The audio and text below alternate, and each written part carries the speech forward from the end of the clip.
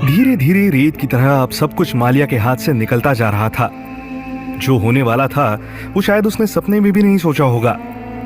इतना कठिन समय उसके जीवन में पहली बार आया था। सपने और संघर्ष के बीच कामयाबी के बादल कभी बरस ही नहीं पाए।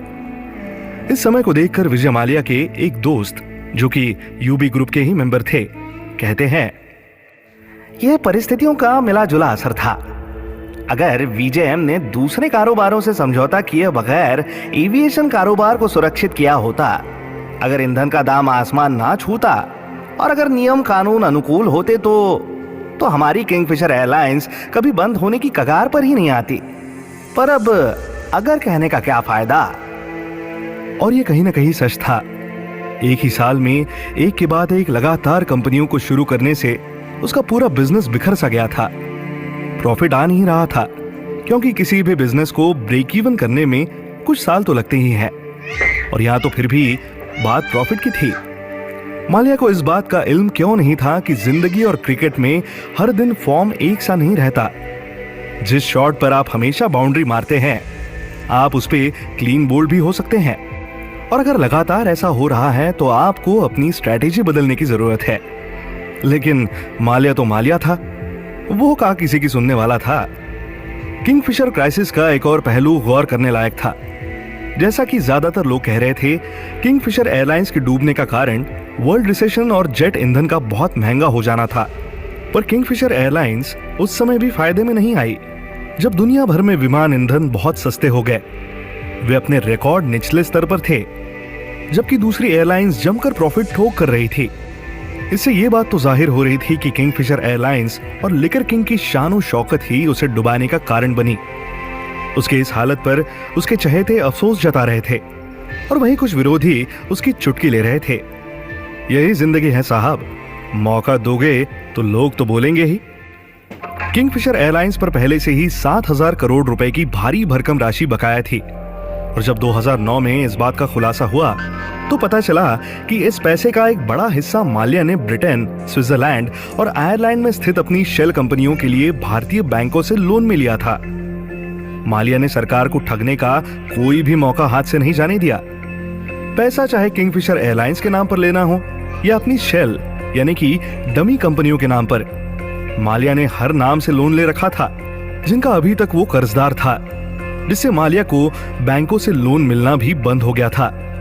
दूसरी ओर उसके काले चिट्ठे भी अब धीरे धीरे खुलने लगे थे, जिससे बाकी बैंक्स भी उससे सतर्क हो गए थे। वो बैंक अधिकारी जिन्होंने माल्या को गलत तरीके से लोन दिलवाने में मदद की थी, उनके भी नाम सामने आने लगे थे। वो कहते हैं ना, ईमानदारी और शराफत आजकल सिर्फ फिल्मों और किताबों में ही मिलते हैं, असली जिंदगी के हमाम में तो सभी अब आप समझ ही गए होंगे। बैंकों ने विजय माल्या को office stationery, boarding pass printer, folding chair, computer screen और लकड़ी की टेबल जैसी चीजों पर जमानत के तौर पर लोन दिया, जो कि वाकई हद से पार था। जब इन बातों का खुलासा हुआ तो इस लोन कांड में शामिल बैंक अधिकारियों पर भी नकेल कसी गई। यही नहीं, एसबीआई द्वारा दिए गए लोन भी जांच के घेरे में थे, क्योंकि किंगफिशर एयरलाइंस को इस लोन के लिए कागजों में एक तरह से दया का पात्र दिखाया गया था, जिसमें बताया गया था किंगफिशर एयरलाइंस भारत का भविष्य है। किंगफिशर एयरलाइंस की मदद अगर सरकार ने नहीं की तो भारत के हजारों युवाओं का भविष्य डूब जाएगा। मगर असल मायनों में ये कोई ऑथेंटिक रीजन नहीं था। मीडिया सोर्सेस की माने तो ऐसा कहा जाता था कि एसबीआई के चेयरमैन ओपी भट्ट माल्या को इस तरह के फ्रॉड लोन मुहैया कराने में शामिल थे, जो कि बहुत ही हैरान कर देने वाला था। एसबीआई के चेयरमैन का नाम आने के बाद बैंक अधिकारी सकते में आ गए, खासकर वो जो कि इस लोन कांड में शामिल थे। सिर्फ एसबीआई ही नहीं बल्कि बाकी बैंक के अधिकारियों में भी खौफ दिखने लगा था, क्योंकि वो जानते थे अगर जांच की आंच उन तक पहुंची तो सब के सब नब जाएंगे। मामला और भी पेचीदा हो गया जब माल्या की तरफ से लोन का पैसा वापस नहीं किया जा रहा था। लोन कांड के अधिकारी अब अपने बचाव के तरीके ढूंढने में लग गए। वो ऐसी नैया में सवार थे जिसमें छेद हो चुका था और किनारे का कोई अता पता नहीं था। इन अधिकारियों की वजह से भारत की 17 बैंकों ने अपना पैसा खो दिया। बिना कोई जांच किए और सरकारी नियमों को ताक पर रखकर माल्या को करोड़ों का लोन दे दिया गया। कहा जाता है कि वो बैंक अधिकारी अपने सीनियर्स के दबाव में आ गए, जिन्हें विजय माल्या ने मोटी रिश्वत दी। इतना ही नहीं, इतना बड़ा कर्ज चुकाने के लिए उसने अपने राजनीतिक संपर्कों से भी मदद ली थी। दूसरी तरफ किंगफिशर एयरलाइंस और यूबी ग्रुप के नाम पर लिए गए इस कर्ज को उसके वास्तविक मकसद के लिए इस्तेमाल नहीं किया गया। बैंकों को कभी नहीं पता था कि विजय माल्या द्वारा लिए गए लोन को विदेशों में अनेकों डमी कंपनीज में ले जाया जा रहा है। कहीं न कहीं ये सीधा मनी लॉन्ड्रिंग का मामला लग रहा था। अब भारत सरकार सतर्क हो गई थी। सरकार ने माल्या पर कानूनी रूप से शिकंजा कसना शुरू कर दिया। उन सभी 17 बैंकों को विजय माल्या से जल्द अपना पैसा रिकवर करने का सरकारी आदेश मिला। बैंकों ने माल्या पर और दबाव बनाना शुरू कर दिया। उसे नोटिस पर नोटिस भेजे जाने लगे। एक बात तो साबित हो गई थी कि हालात कुछ भी हो, विजय माल्या को बैंकों का उधार तो देना ही था।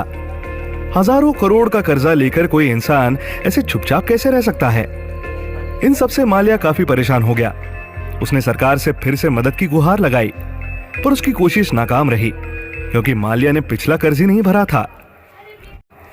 आखिरकार थक हार कर अक्टूबर 2012 में वो दिन आ ही गया जब किंगफिशर एयरलाइंस की सभी राष्ट्रीय और अंतर्राष्ट्रीय उड़ानें बंद हो गई और फरवरी 2013 में सरकार द्वारा किंगफिशर एयरलाइंस का लाइसेंस भी रद्द कर दिया गया।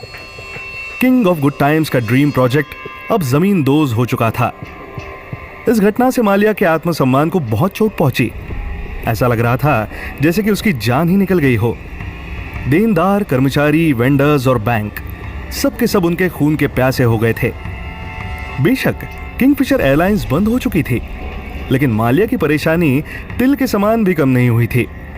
हजारों करोड़ के कर्ज का बोझा अभी भी था। किंगफिशर एयरलाइंस ने पूरे माल्या एम्पायर की काया पलट कर रख दी थी। एयरलाइंस के वो सभी कर्मचारी जिनका उसने सालों का वेतन नहीं दिया था, वे सब उसके खिलाफ कोर्ट चले गए। माल्या के खिलाफ कई मुकदमे चलने लगे। अगर माल्या इन सब के पैसे वापस ना करता तो उसकी सारी पर्सनल संपत्ति का जब्त होना और उसका जेल जाना तय था। उसकी हालत जहाज पर खड़े पंछी जैसी हो गई थी। हालात ये हो गए थे कि उसके पिता के बियर के कारोबार को बेचने के अलावा उसके पास कोई और रास्ता नहीं दिख रहा था। नतीजन माल्या ने अपनी शान शौकत को कम करना शुरू कर दिया। उसने अपने कर्मचारियों की बड़े तौर पर छटनी शुरू कर दी। कुछ इंडियन और इंटरनेशनल ऑफिसेस को भी समेट लिया। आखिर में माल्या शराब के बिजनेस में अपने एक हिस्से को बेचने के बारे में सोचने लगा, क्योंकि किंगफिशर एयरलाइंस के नुकसान की वजह से और उसको बचाने के लिए लिए गए लोन के चक्कर में उसके पास पैसे की कमी लगातार बढ़ रही थी। साथ ही प्रमोटर्स ने भी हाथ खड़े कर दिए। माल्या कभी भी किंगफिशर बियर के कारोबार को नहीं बेचना चाहता था, क्योंकि ये उसके पिता की निशानी थी। पर हालात बेबस इंसान से कुछ भी करवा सकते हैं। ऐसे समय में अचानक उसका अपने इन शेयरों को बेचना भी आसान नहीं था। पर फिर भी किंगफिशर बियर माल्या के लिए डूबते को तिनके का सहारा जैसा था।